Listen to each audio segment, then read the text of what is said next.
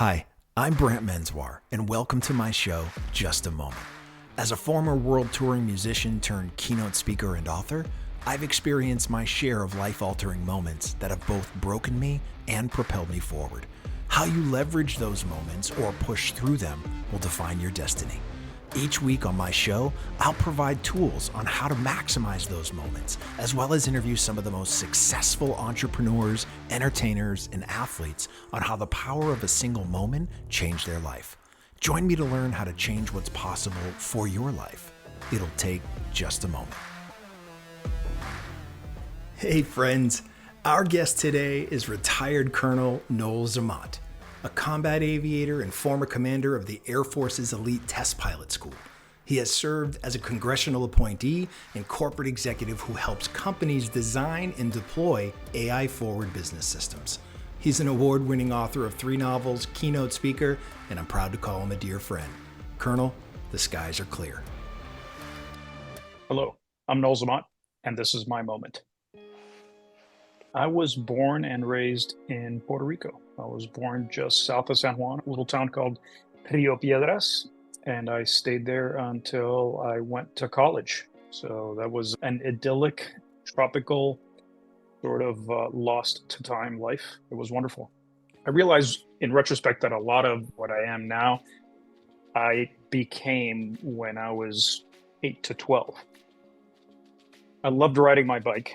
Maybe it's because I lived in a tiny neighborhood in a tiny house and a bike provided this tool for exploration. And I was fascinated by the concept of roads that you could travel somewhere and be completely lost. I remember the first time I came to the United States on a visit as a young kid, looking at a street outside of the hotel where we were staying and having this mind-blowing feeling that, my goodness, I could follow that road to another ocean. I wouldn't have to fly an airplane. You have to fly an airplane to get anywhere from Puerto Rico, but I could take that road and go from the Atlantic Ocean to the Pacific. And that was absolutely mind-blowing to me. That's what started this journey into engineering and aviation, because the whole concept of how do I get from point A to point B and what's that adventure like was there from the beginning. And it may have had a chance of me becoming an engineer and then ultimately the commander of the Air Force's test pilot school. I remember the first time I was in an airplane, viscerally going, wow, this is the coolest thing ever. When you fly to Puerto Rico, it's really a beautiful departure. You take off, you usually go into the east overland for a little bit, and then you turn north, you're immediately over the ocean. Once you pass 10,000 feet, you're essentially headed west. And now, if you're looking out to your left, you are looking at this beautiful Emerald Island. And off to your right is the deep topaz blue of the Atlantic Ocean. And that endlessness, because it soon becomes endless, was intoxicating. It was the most marvelous thing I had ever seen. Strangely enough, I didn't initially want to be a pilot. I just wanted to build airplanes. I was fascinated by things that flew. It was like the last greatest magic trick. And to this day, just think about it. Look at an airplane raging through the sky and you go, it's a tiny dot in a very big sky, and it is carrying absolutely everything. It needs to go from point A 2,000 miles away to another point. And the fact that we little puny humans have been able to do that and now are venturing beyond is just a matter of, I don't know, can you say I'm proud of my species for doing that? We've done some really crappy things, but that miracle never gets old. Though Noel's thoughts were up in the air in his childhood, he discovered a grounding foundation in his family. So my dad was an attorney, and my mom ended up becoming an office manager. She was a stay-at-home mom for a fair amount of time, but they both had to work for a while. I think I learned a lot about sticking together as a family from my parents. You can imagine that growing up in, 70s, 80s, the world was not an easy place, and they stuck it out together and through a lot of challenges ended up making sure that we had a strong family. My dad had this pithy maudlin saying that turned out to be something I said at his memorial. He was more religious than I am, but he would say, God went overboard. when giving us a family and giving me 3 children. So he was very, very proud of me and my sister and my younger brother, not necessarily for what we had done, but for who we had become. I think that probably encapsulates what we were as a family best. I think character mattered.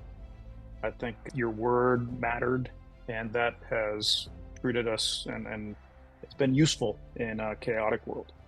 But before Noel could set off on a journey to see the world, he found time in his childhood for curiosity and exploration closer to home. I was an inquisitive nerd. I was fascinated by these weird questions that I just needed to get answered. Puerto Rico is rife with a lot of small life, and part of it is little lizards running around. And I remember recalling that the high schoolers at my school were dissecting frogs. I had no access to a frog, so I one day went out and took a little lizard and made some tiny little dissection bed and dissected a lizard, of all things. And it wasn't because of anything gory or abusive or anything. I was fascinated by the fact that people could actually do that. And poor lizard didn't make it. He was not going to be Lizard Frankenstein and not going to come out of that one alive. Maybe 3 years later, I was in a math class. We had a problem with one of the schools, so our principal was very forward-thinking, and she picked a set of about 20 kids who were probably going to go to college, and we all ended up going back to summer school for mathematics and a number of things because we need to essentially get back up to speed to allow us to have a future. I was fortunate to be one of those. And I remember being fascinated by graph paper. So I'm graphing the formula for a circle, and only half of the circle came out. And I'm going, why is this happening? And I did not really understand until one of the greatest mathematics professors I've ever had, Dr. Isidore Brodsky, said, hey, the reason why is this. And he explained it. And I won't go into the explanation because that's not important. What was important is that 10 seconds ago, I did not know that the secret even existed. And once he told me, it just opened this world. And I thought, what else, what other magic is out there that I don't understand? I want to learn it all. That's the kind of kid I was. I just wanted to know these answers. And that's why I decided to become an engineer. I had no idea what I was going to do or what it even entailed. I just thought that it would be cool to peel back the veneer of reality and peek into the inner workings of the universe. Noel's journey towards his dreams brought him back to mainland America, where all those years ago the endless pavements that went coast to coast inspired him. I went to MIT as an undergrad, probably too early to be super honest with you. I did well enough in high school that they said skip 6th grade. Hint, if anybody's listening, don't ever do that to your child. And the reason for that is because I wasn't mature enough to really take advantage the first years while I was there. And it took me about 2 years to get into my stride and take it seriously. I was in Boston having a great time. I think I saw the Cars and the Tubes and Amy Mann all live, which you could do back in those days. The last 3 years of my time at MIT was actually spent at that scene between learning the secrets of the world and figuring out a way to protect what we hold most dear. Noel would soon have that moment of realization when an unlikely encounter on a commute home from a concert left him with a lasting impression. I remember one day coming back from the subway onto Kendall Square, and a guy and his kid had just come back from the aquarium stop, which is the Blue Line. And this kid was just raving about the aquarium and loved it. And his dad was, so happy to take him. And I said, wow, this is pretty special. This is something that needs to be protected. And no joke, I got out of the T-stop, walked directly to the Air Force RTC office and said, I'd like to serve my country. And serve he did, though Noel's journey in the armed forces didn't always follow a straight flight path. I finished MIT and grad school and then start this crazy moment. I joined the military, I go to flight school, and then I find myself in this accident of fate. I don't get the airplane I really wanted to out of flight school. I end up flying B-52s. which is not what I wanted to do. But next thing I know, we're in combat, and combat is not what I want to do. But next thing we know, we're flying in night 2 and night 1, and we're doing missions that nobody had ever done and nobody did since. So I end up going to it's a swing wing bomber, the sexiest thing at the time that I'd ever seen, and that's the one thing I wanted to fly. And my commander at the time said, this kid is smart and he has an attitude. Maybe he needs to go to test pilot school. So I had no idea what I was doing, but I got selected for the B2 program, which really I don't know if I really wanted to go into, but here I am now. And the B2 is at the time the most expensive piece of machinery humanity has ever built. $2.2 billion per airplane if you just divide the number that were built over how much it costs. It's stealth, 2-man crew, has all the goodies in it, and my job was essentially to test all of the secret squirrel goodies in it, the stuff that essentially makes the airplane hard to find on radar, the sensors that are very precise, or the other targeting sensors. We used to call it survivability. It's what makes the airplane invisible enough to do its mission on behalf of the nation. Though Noel's path seemed clearer than ever before, an unexpected moment would soon change his course yet again. So we were in an Air Force conference room, and anybody who has been in an Air Force conference room knows exactly what that smell is like, especially back in, the 90s.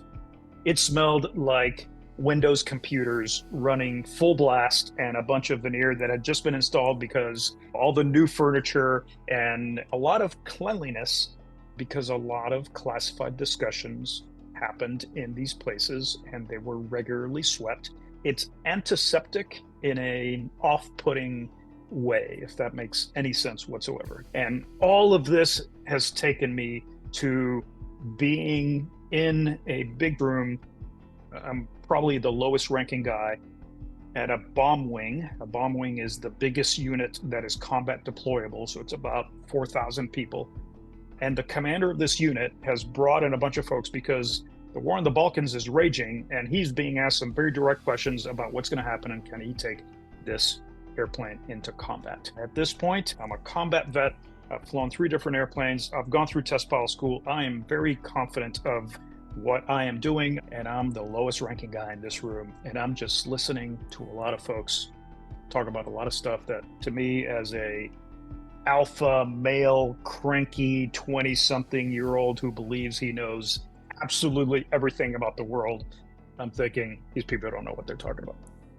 The general in charge of this base, his name is Tom Goslin, and he has very low tolerance for BS. It's that kind of guy, but he is absolutely revered by his people because of exactly that. He is going to defend his airmen at all accounts, but he also demands a lot from them. He asks a simple question: tell me, should we go into combat? I mean, am I putting my people in harm's way or at a disadvantage by going into combat with this airplane? What do you guys think? So he opened the discussion to the folks from the headquarters of the Air Force and the program office who's in charge of developing the airplane and the contractor, and there's 30-something people. It doesn't really matter. All I know is that there's only about 4 of us who have ever flown this airplane and 2 of us who are from the test base. And I'm the only guy who has actually had any experience with a lot of the more technology forward parts of the airplane. So the general is asking everybody, and everybody's giving their little 1-minute spiel or whatever. And he gets to me, and I'm surprised I even get a voice or a vote. And I just stand up and I say, sir, with all due respect, that's not the question that needs to be answered. That decision is yours. It's not for you to ask any of us. It's up to us to tell you exactly how this thing is going to work and how you employ it. And then once you're comfortable that you know enough, the decision is yours. And I kind of stayed there for a moment, 1 potato, 2 potato. And that was the moment. I didn't know why I said that, but in retrospect, it had something to do with everybody else was just gilding the lily. They were talking around the problem. They were wanting to hear themselves think. They wanted everybody else to hear their opinion, but there was no light shed. You're generating a lot of heat, but not a lot of light. And I wanted it to be different. I wanted to be short, to the point, and actually get us somewhere forward. And in that hubris, we're wasting our time here. The decision is yours. If you want me to tell you what you need to do, I'll be glad to give you all the information. But at the end of the day, that call is yours. So he stops. He looks at me, he turns to the room, and he says, "This meeting is now over." Half the room didn't even get to speak. And he looks and he goes, "You and you," and he starts picking out people. And he finally goes to me, "And you, go get lunch, because after this, you're going to meet downstairs in the vault." And the vault is where all the secrets are kept. That's like the nerve center. You've seen it in every movie when people have to badge in and everything. And that was it. And all of a sudden, he walks out without so much as a "good job, everybody." Half the room came up to me and said, "You're the stupidest person who has ever been born. You should go home right now." And the other half said, "Oh my God, thank you. We were all thinking the same thing. Thank you for being the one guy who opened your mouth and screwed it up." So off we go to lunch. We go back and meander our way downstairs, badging ourselves, people with guns, the whole 9 yards. I mean, this is like a big production, and we're in a super highly secure facility. And we entered this low slung room with about 3 tables, and there's only about 20 people left in this. And all the colonels are sitting up in the front against this big platform. And I'm going, holy cow. So I kind of have to E&E my way through them and find a spot. Since I'm the lowest ranking guy, I'm way in the back. And I'm about to sit down. And the colonel who was in charge of all the operations, he goes, "Hey, Captain Zamot, where are you going?" I go, "Sir, I'm just taking my seat in the back." And he goes, "No, you opened your mouth. You're giving this briefing." And I had no preparation, no nothing, no anything. So I'm like, "A briefing about what?" He says, "You're going to tell us what this airplane can do. Isn't that what you told the boss upstairs?" And at that point, I'm going, ooh, that was not a smart move on my part, opening my mouth like that. Great. So everybody comes in, they seal the room, classification levels, the whole 9 yards. And I started to say a couple of things, and I was fortunate enough to pay attention. So I look at everybody in the room and I go, "Does anybody know what this airplane looks like on radar?" One hand shoots up. And it's my friend from our test squadron. I'm going, "You don't count." Because of course you know, but you're not the audience. "Does anybody else know?" And we have 2 tentative, even the people building the airplane really had no strong idea of what this airplane looked like on radar. I go, "Oh my God. Do you guys know roughly what the kill chain is for a surface-to-air missile who's trying to get you?" "Well, people are." I said, "Yeah, but in the context of an airplane that is invisible on radar, how does that work?" "Nothing." I go, "Do you know why this airplane is stealthy?" "No one." And I go, "Holy cow. Well, we have some work to do here." So I go, "Can I draw on the whiteboard?" And this is an early whiteboard. I taught this thing many, many times before. I can probably still do the briefing, and it's basically mixing in radar theory with airplane design focused on airplanes that can't be seen. And I can probably do that on one board and sort of have the frequency of the radar against the polarization and what the threats are and all that stuff. And I sort of built that as the guys are listening. And you could see people are nodding. They're taking notes on paper, which they will then have to stamp top secret and put in a vault somewhere because they can't take it home. But they're like, "Oh, this all makes sense. This is great. Now the tactics make sense." So it's actually pretty useful, and I feel rather proud of myself that, wow, this is kind of fun. I go, "Okay, great. Everybody get that? I'm going to erase this." And a guy, one of my friends from the unit, comes up. He says, "No." I go, "What do you mean?" He says, "Hold on." So now you have these whiteboards that basically take an image of everything. These were kind of it was like a fax. It was like a squeegee that goes in front of the board and essentially takes a big, massive fax of this thing. And I'm going, oh my God, I just wrote the most classified stuff ever for this program. Thank goodness we're in a vault. The guys take the printout, because if you remember, those printouts came right from the board right there. They stamp it right there, and they put it in a little pile, and he goes, "Okay, now you can erase it." Next thing I know, the B-2 went over to the Balkans, and we were all terrified. They did very well.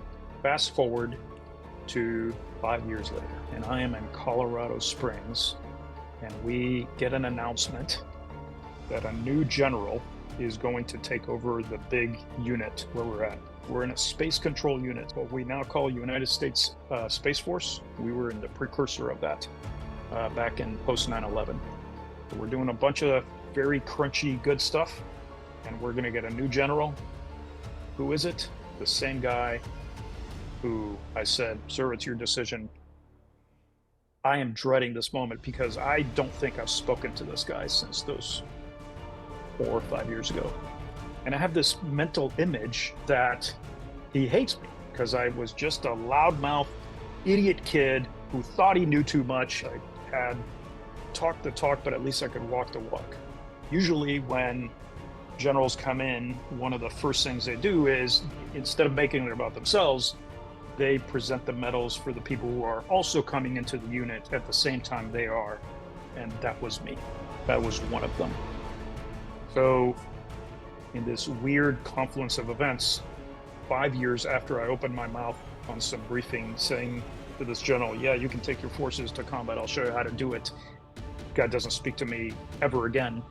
Now he is going to be your new boss, and he is going to pin a medal on my chest for something that I did 2 tours ago. And when he gets up, he says, Major Zamot got a medal for something, as you heard, it was very good. But let me tell you what he really did. And at that point, he stops and he addresses the entire audience, and he tells them that if it wasn't for me, his men would not have survived combat. And I am floored. I am absolutely stupefied. I'm like, did you get the right guy? What are you talking about? People are coming to me after the presentation and basically saying, dude, I had no idea you did this. And I kind of want to tell them, I didn't either. Next thing I know, I got a promotion. He helped me get promoted to lieutenant colonel a year early, a number of things. I found out through my promotion ceremony where he met my dad. He says, are you Noel's dad? And my dad goes, yes, I've heard a lot about you. And he just looks at him, he shakes his hand, he holds it, and he says, your son has a really loud mouth, but he is smart as shit, and he made me look good, and I'm going to take care of him. It's not about you did something so that somebody would take care of you. It's not a cult of personality. To me, the moment was important because I made a decision for what I believed was a greater good, and I had no idea how many other people also agreed with the fact that it was for the greater good. And to their credit, they had the grace and poise and honor, I think, to basically watch out for me and say, you know what, you put yourself on the line, probably at risk by being so honest, but I appreciate that honesty and I'm going to reward it because that is what we need more of in our institution. It was very difficult to see at the time. And I would be lying if I said, oh, I had these plans. No, in the moment, I just said, I have a decision on to do nothing or to do what I think is right. And I chose what I think is right. There wasn't really a lot of thought of the future, but everybody knows that Captain Zamot at the time basically taught the 509th Bomb Wing the early days of how to do tactics. I'm not saying that I'm the guy who invented it, but I was the guy who put it into human readable form, right? They were getting a lot of stuff from everybody else, but it wasn't until some skinny crew dog kind of said, hey, what all this means is this. That set me up to go to an MBA program in Peru, of all things, because I'd done well enough at that job. I get to this role in Colorado Springs. I'm in the middle of, we just hit that anniversary, it's 9/11, and I was in that unit on 9/11, figuring out how we're going to use whatever assets we had to defend the nation because we had no idea what was going on. It just set me on this very narrow, subtle path that all of a sudden I found myself in the middle of a lot of history being made. Having General Goslin come in and basically say, you know what, thank you for your honesty. I'm going to give you some hard jobs now, and I hope you excel in doing well, and then having further opportunities. So out of that little moment, how it rippled forward, it created my entire career. And I did not know about it at the time. I was promoted early to lieutenant colonel. I was a commander 3 times in the military. I was able to be the commander of the Air Force's test pilot school, which is never in my wildest dreams would I would have imagined that would have ever happened. And on and on and on. All these opportunities, those would not have happened had this moment not happened. But at the time, all I knew is that at this juncture in life, I got to make a decision. Do nothing or do the right thing. Even with all his victories, successes, and landmark moments, Noel still thinks back to being that 20-something-year-old in the conference room and the advice he would give himself now. So, first off, had I said, "Oh, don't say that," I probably wouldn't listen to myself. Who are you? You're just some dude well past his prime, whatever. That's how we all are. But be composed. People will listen more to how you say things than what you say. And in many cases, the opportunities we lose in life are not because we say the wrong thing, it's in how we say that thing. And many people, I would submit, have these magical moments that could become something amazing.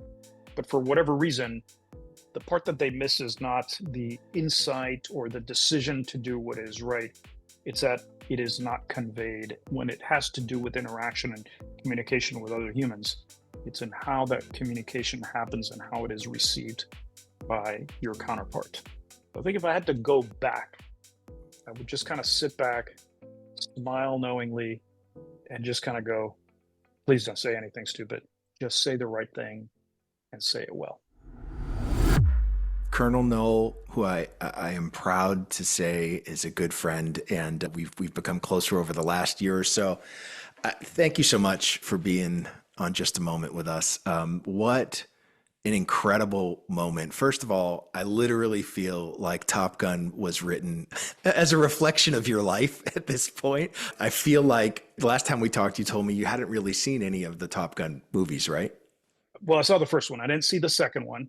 And I think I told you why. If you recall, I've only seen it on YouTube. There's a scene where Maverick is raging across the desert floor, flying through the mountains and all that. And we used to fly that route at Edwards. So part of me is going, I don't know if I can do this. I'm going to look back and go, oh my goodness, I missed that so much. I'm not sure if I want to relive that. Not because it was a bad moment, it's because it was that awesome. And maybe I'll just leave the theater or my couch weeping or something. So yeah, maybe one of these days. It's on my bucket list. You have told me 12 times that I need to watch that movie. So I will make you proud. Especially now that I know what a little shit you were in your 20s of disobeying and questioning authority. I swear this movie was written about you. Well, listen, we're going to shift gears a little bit. We're going to, we like to talk about that moment, of course, that propels us forward, but we also like to talk about a moment that we wish we could get back. So I am really curious to hear, do you have a moment? I'm sure listen, with just the nature of what you've done with your life, I'm sure there's a bunch, but is there one that stands out? Is there a moment you wish you could get back? There is a moment I wish I could get back, but I'm not sure I would. And let me tell you the story. So many, many years ago, I applied for the NASA program, right when I started the B2 program, actually. And I was selected to interview on week one, the first time I applied. And if you know anything about the odds of becoming an astronaut, that's better than even odds that you're probably going to make it into the program. So I was surprised, very surprised that I got to that. The week-long interview process is as intensive as you can imagine. A lot of physical stuff, but also a lot of mental tests. One of the more funny things is they stick you inside a ball that's inflated to see if you can fit between the hatches of shuttles rescuing each other in space. The reality is that it's there to make sure that you're not claustrophobic. They draw blood in a circle so everybody can see each other's blood being drawn to make sure that you're not going to pass out. Little things like that, little mind games. And I don't know if I had a bad day or what happened. It doesn't really matter, but there was a mental health evaluation and they just ask you a bunch of questions, and I was doing just fine until the interviewer asked me something that was pointed, and I just kind of pointed back. The right answer at that point, like the astronaut ethos says, the best answer to a difficult question is to say absolutely nothing. And I did not say nothing. I actually spoke my mind for a minute, 30 seconds. It doesn't matter But it was very obvious when I knew immediately at that moment where I decided to answer that question, and I look up, and the psychologist is looking at me with wide open eyes, not blinking, scribbling furiously on her notebook. That's when I knew my dreams of becoming an astronaut are gone. I was not asked to interview again, and it was a difficult thing to deal with, as you can imagine. But the aftermath of that moment is what gave me a lot of pause. So years later, many years later, it's now 2001. And if you remember, we lost the Columbia on an accident when it was re-entering Earth. Right after 9/11, the nation did not know if this was a terrorist attack or whatever. I remember as they were trying to figure out if the crew was even alive, the names of the crew were shown on TV. And it was Laurel Clark, Dave Brown, and Willie McCool. And I look at those names and I go, oh my God, I interviewed with those guys. And my wife goes, what? I go, yeah. Laurel and Dave were physicians. They were both Navy doctors, and they were both mission specialists on that flight. And Diane immediately starts crying. There's never a need to carry two doctors on a shuttle mission.